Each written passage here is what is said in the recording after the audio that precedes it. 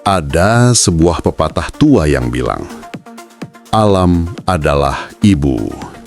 Bila engkau menyakitinya, engkau akan kehilangan pelukan terhangat dalam hidupmu."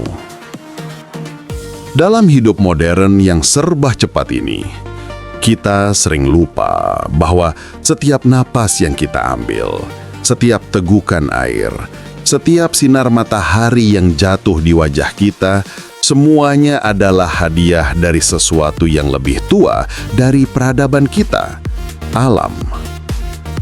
Marcus Aurelius pernah menulis, "Selaraslah dengan alam, biarkan segala sesuatu berjalan sebagaimana mestinya." Tapi seringnya, keinginan kita melebihi kebutuhan kita, dan di sanalah masalah dimulai. Hari ini, kita akan berjalan pelan, merenung, mengambil waktu untuk mengingat bahwa alam bukan sekadar tempat tinggal, melainkan rumah yang merawat kita sejak awal kehidupan.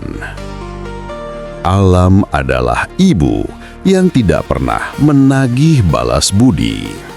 Coba bayangkan, pohon memberi kita oksigen gratis setiap hari. Laut menjaga iklim bumi tetap seimbang. Tanah menumbuhkan makanan tanpa meminta imbalan.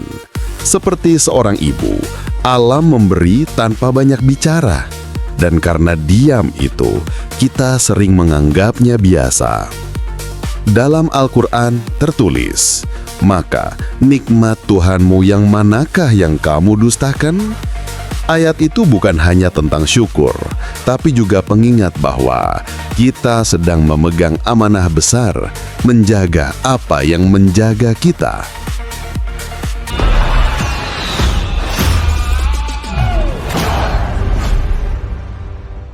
Luka pada alam adalah luka pada kita sendiri. Kita hidup di dunia modern. AC menyala karena panas makin ekstrim, harga makanan naik karena musim tak lagi bisa ditebak.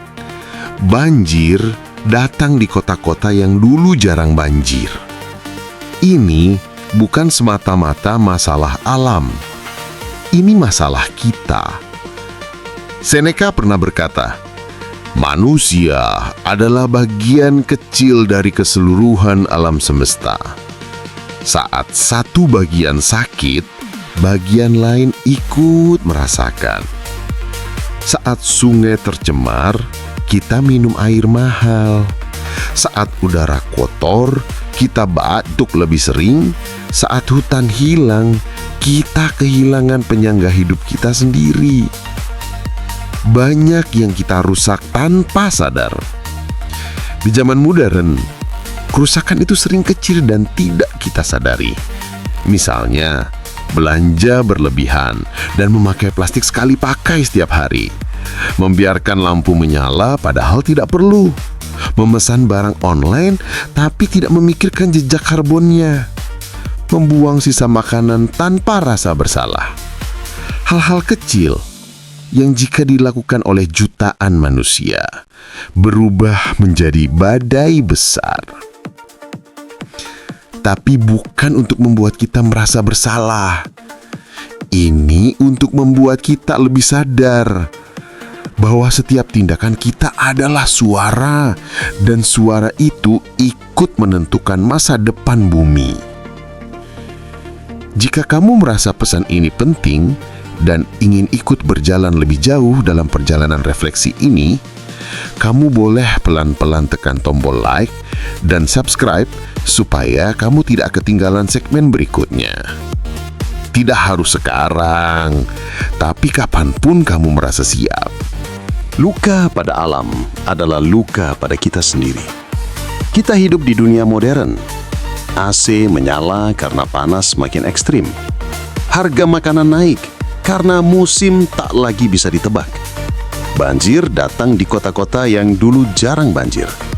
Ini bukan semata-mata masalah alam. Ini masalah kita. Seneca pernah berkata, manusia adalah bagian kecil dari keseluruhan alam semesta. Saat satu bagian sakit, bagian lain ikut merasakan. Saat sungai tercemar, kita minum air mahal. Saat udara kotor, kita batuk lebih sering. Saat hutan hilang, kita kehilangan penyangga hidup kita sendiri. Banyak yang kita rusak tanpa sadar. Di zaman modern, kerusakan itu sering kecil dan tidak kita sadari. Misalnya, belanja berlebihan dan memakai plastik sekali pakai setiap hari. Membiarkan lampu menyala padahal tidak perlu. Memesan barang online tapi tidak memikirkan jejak karbonnya. Membuang sisa makanan tanpa rasa bersalah. Hal-hal kecil yang jika dilakukan oleh jutaan manusia berubah menjadi badai besar. Tapi bukan untuk membuat kita merasa bersalah. Ini untuk membuat kita lebih sadar bahwa setiap tindakan kita adalah suara. Dan suara itu ikut menentukan masa depan bumi. Jika kamu merasa pesan ini penting dan ingin ikut berjalan lebih jauh dalam perjalanan refleksi ini, kamu boleh pelan-pelan tekan tombol like dan subscribe supaya kamu tidak ketinggalan segmen berikutnya. Tidak harus sekarang, tapi kapanpun kamu merasa siap. Lama-lama, kita kehilangan koneksi itu. Marcus Aurelius pernah berkata, "Segala sesuatu berasal dari alam, kembali kepada alam. Tapi, kita hidup seakan-akan kita berdiri di luar sistem itu." Contoh sederhana dalam hidup modern. Kita tidur larut karena cahaya layar, bukan karena ritme malam. Kita makan buah yang tumbuh ribuan kilometer dari rumah. Kita berjalan di atas lantai, bukan tanah. Semua itu adalah jarak halus yang menjauhkan kita dari rasa memiliki terhadap bumi. Ketika kita kembali ke alam, batin kita ikut pulih. Ada alasan kenapa orang merasa lebih tenang saat berada di gunung, menghirup udara pagi, atau mendengar suara ombak. Tubuh kita mengingat asal-usulnya. Bahkan, riset modern menunjukkan bahwa berjalan 20 menit di taman bisa menurunkan stres, mengurangi kecemasan, dan membuat tidur lebih nyenyak. Seneca pernah menulis, "Ketenangan bukan ditemukan di dalam kota, tetapi dalam diri yang selaras dengan alam." Kadang kita mencari kebahagiaan ke tempat-tempat mahal, membeli banyak barang, atau mengejar validasi orang lain. Padahal, seringkali ketenangan itu menunggu di luar pintu rumah, di angin, di rumput, di cahaya pagi. Kita hanya perlu membuka jendela hati. Kembali ke alam berarti kembali kepada diri sendiri. Kita hidup di dunia yang penuh kebisingan, notifikasi, target kerja, deadline, ekspektasi. Kadang dunia terasa terlalu ramai, tapi hati terasa kosong. Alam mengajarkan sebaliknya. Ia sunyi, tapi penuh. Diam, tapi dalam. Ketika kita duduk di bawah pohon atau memandang langit, kita sebenarnya sedang kembali kepada sesuatu yang paling dasar. Sesuatu yang membuat kita merasa utuh. Seneca pernah menulis, "Seseorang tidak akan menemukan ketenangan jika ia tidak berdamai dengan alam." Karena saat kita memandang hamparan hijau, kita melihat bahwa hidup tidak harus sesibuk itu, tidak harus setegang itu, tidak harus secepat itu. Alam selalu lebih lama daripada dunia modern. Dan mungkin itu cara Tuhan mengingatkan kita untuk melambat juga. Kita tidak membutuhkan alam untuk hidup bahagia. Kita membutuhkannya untuk tetap hidup. Kadang ada yang berkata, "Aku bisa bahagia tanpa menyentuh alam." Mungkin benar, untuk sementara. Tapi tanpa alam, kita tidak dapat apa yang paling mendasar. Air bersih, udara segar, makanan, kesuburan tanah, keteduhan, keseimbangan iklim. Kebahagiaan bisa dicari dari banyak tempat, tapi kehidupan hanya punya satu sumber, alam. Dalam kitab suci tertulis, "Dan kami menghidupkan bumi setelah matinya. Demikianlah kamu akan dibangkitkan." Ayat ini mengingatkan bahwa bumi adalah tempat kehidupan pulih dan manusia adalah bagian dari proses itu. Lihat sekeliling, air mineral dalam botol yang kita beli, nasi dalam piring kita, rumput yang menahan banjir, udara yang bahkan tidak kita sadari saat dihirup. Semua itu adalah hasil kerja alam, bekerja tanpa lelah, bahkan ketika kita tidak memperhatikannya. Menyelamatkan bumi berarti menyelamatkan masa depan anak-anak kita. Bayangkan seorang anak kecil bertanya, "Kenapa sungainya bau? Kenapa udara panas sekali? Kenapa pohonnya sudah tidak ada?" Pertanyaan polos, tapi menyentuh. Kita mungkin sanggup bertahan dalam dunia yang rusak. Tapi, apakah anak-anak kita sanggup? Ketika kita menjaga alam hari ini, kita sedang memberi hadiah untuk generasi berikutnya. Sebuah dunia yang masih punya pohon untuk dipanjat, sungai untuk disapa, dan langit biru untuk diimpikan. Marcus Aurelius pernah berkata, "Apapun yang kamu lakukan hari ini akan bergema selamanya." Setiap tindakan kita, sekecil apapun itu, adalah pesan yang kita kirim ke masa depan. Dan mudah-mudahan pesan kita adalah, kami pernah hidup di sini dan kami berusaha menjaga rumah ini untuk kalian. Bayangkan sejenak, kamu berdiri di sebuah tempat yang sunyi. Di hadapanmu, hamparan hutan yang hijau.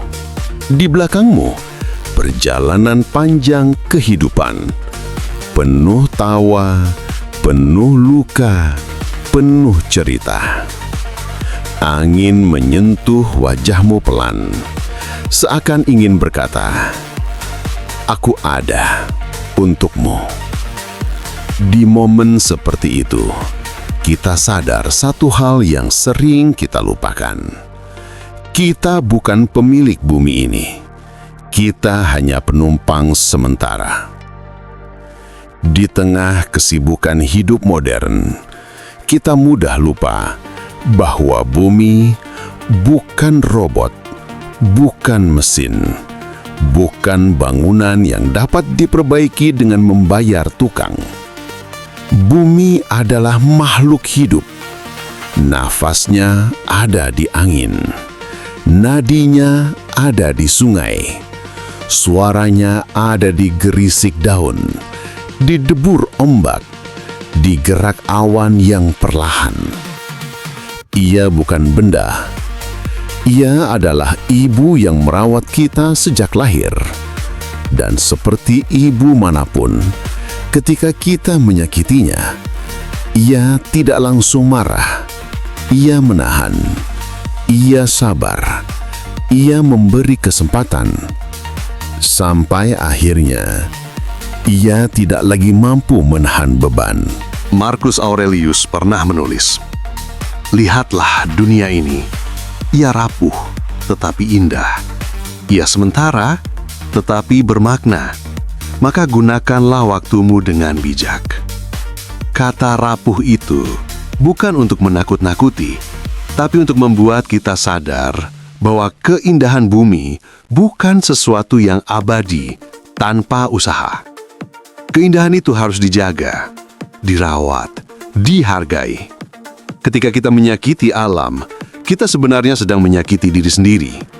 Ketika kita mencemarkan sungai, kita sedang mencemarkan air yang suatu hari akan kita minum. Ketika kita menebang pohon, kita sedang meruntuhkan atap yang melindungi kita dari panas dan banjir. Ketika kita merusak laut, kita sedang merusak sumber makanan generasi mendatang. Semua itu bukan cerita jauh, itu nyata, terjadi di sekitar kita. Namun, di sisi lain, kita juga memiliki kekuatan untuk memperbaikinya. Dalam Al-Quran terdapat ayat yang begitu lembut namun tegas. Sesungguhnya Allah tidak mengubah keadaan suatu kaum sampai mereka mengubah apa yang ada pada diri mereka sendiri. Perubahan itu selalu dimulai dari diri sendiri, selalu. Bukan dari pemerintah dulu, bukan dari perusahaan dulu, bukan dari dunia dulu. Dari kita, dari rumah kita, dari kebiasaan kita. Mengurangi sampah, menghargai air, menggunakan kembali apa yang masih bisa dipakai, menanam pohon meski satu, mematikan lampu ketika tidak dipakai, mengajarkan anak-anak untuk tidak sembarangan membuang plastik. Hal-hal kecil, namun ketika dilakukan dengan hati, melahirkan perubahan besar. Bumi bukan sekedar tempat tinggal. Ia adalah saksi hidup kita. Ia menyimpan jejak langkah kita, tawa kita, air mata kita. Dalam setiap musim, hujan atau kemarau, dingin atau panas, senang atau sedih, bumi tetap ada di bawah kaki kita, menopang kita tanpa syarat. Ia tidak meminta penghormatan. Ia hanya meminta satu hal, jangan disakiti. Karena ketika bumi terluka, kita kehilangan pelukan terhangat yang pernah kita miliki. Pelukan yang menenangkan badai dalam hati kita. Pelukan yang membuat kita merasa berada di rumah. Pelukan yang memberi kita kehidupan. Bayangkan suatu hari nanti, kamu berjalan dengan anakmu atau cucumu, dan mereka bertanya, "Dulu, bumi seperti apa?" Dan kamu bisa menjawab dengan senyum, "Dulu sangat indah, dan kami berusaha menjaganya supaya kamu masih bisa melihat keindahan itu." Itu adalah warisan paling berharga yang bisa kita berikan. Dunia yang masih bisa dipeluk. Jadi hari ini, di akhir perjalanan panjang ini, izinkan satu kalimat sederhana terngiang dalam pikiranmu. Alam adalah ibu. Bila engkau menyakitinya, engkau akan kehilangan pelukan terhangat dalam hidupmu. Mari kita jaga pelukan itu dengan langkah kecil yang konsisten, dengan hati yang lembut, dengan kesadaran bahwa hidup kita terhubung dengan sesuatu yang lebih besar dari diri kita. Karena bumi tidak meminta kita menjadi pahlawan. Ia hanya meminta kita menjadi manusia yang tahu cara berterima kasih. Jika perjalanan ini menyentuh hatimu dan kamu ingin berjalan lebih jauh bersama kami dalam refleksi, kesadaran, dan kecintaan pada bumi, kamu boleh secara pelan dan penuh niat menekan like dan subscribe. Bukan untuk kami, tapi untuk mengingatkan dirimu sendiri bahwa kamu pernah memulai langkah kecil untuk mencintai bumi ini.